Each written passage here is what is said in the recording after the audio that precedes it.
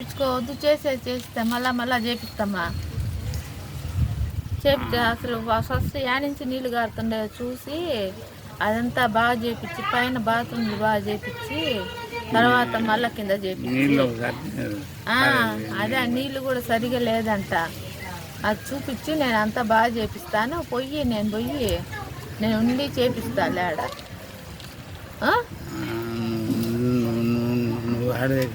మరి ఇంకెవరు చేపిస్తారైతే? నువ్వు లేచి నిలబడినే చేత కాకపోయినా నేను వస్తే ఆయన నువ్వేం చేపిస్తావు?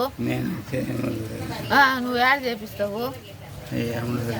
నువ్వు లేచి నిలబడినే చక్కగా శక్తి లేకపోయినా నీకు మరి నువ్వేం చేపిస్తావు? ఇంకా ఇప్పుడు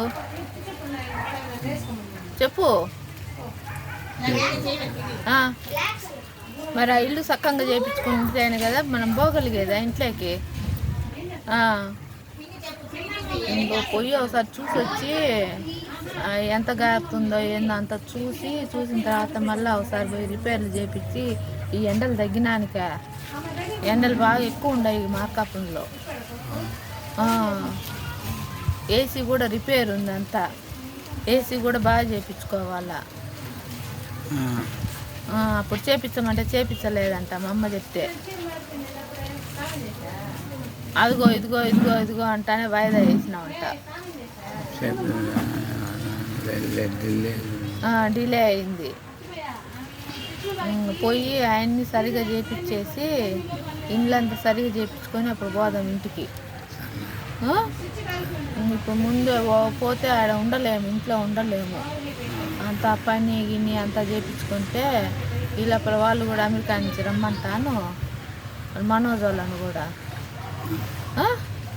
ఈ లోపల నీకు కూడా ఆరోగ్యం బాగా సెట్ అయిపోతుంది, అప్పుడు పోదాంలే.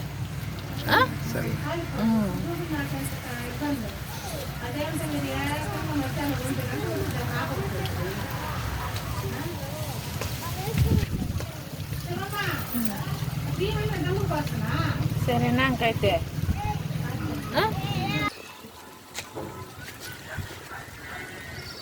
లేచి నువ్వే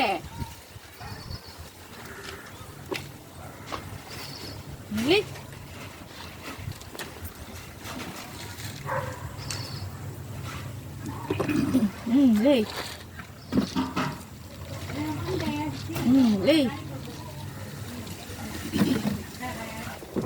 ఇవ్వనవా? గట్టిగా పట్టు వేసి కాలు ఎత్తి అడుగేయి,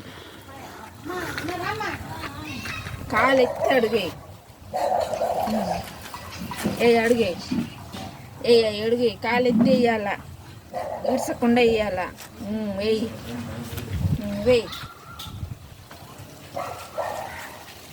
వేయి ఎత్తి అడుగేయాల. నడుస్తాడంటుండో నడు. ఇంటికి పోయి పని వాళ్ళని పిలుచుకురావాలా, నువ్వు నడుస్తేనే కదా. అది ఏడుంటారో ఏమో కూలోళ్ళు నాకు తెలియదు కదా, తోడొచ్చి పిలుచుకురావాలా. ఫోన్ చేస్తే రారు, మనం పోయి పిలుచుకురావాలా.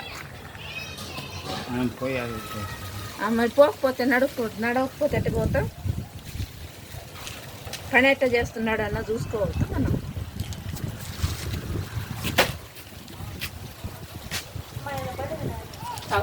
ఏం కాదు.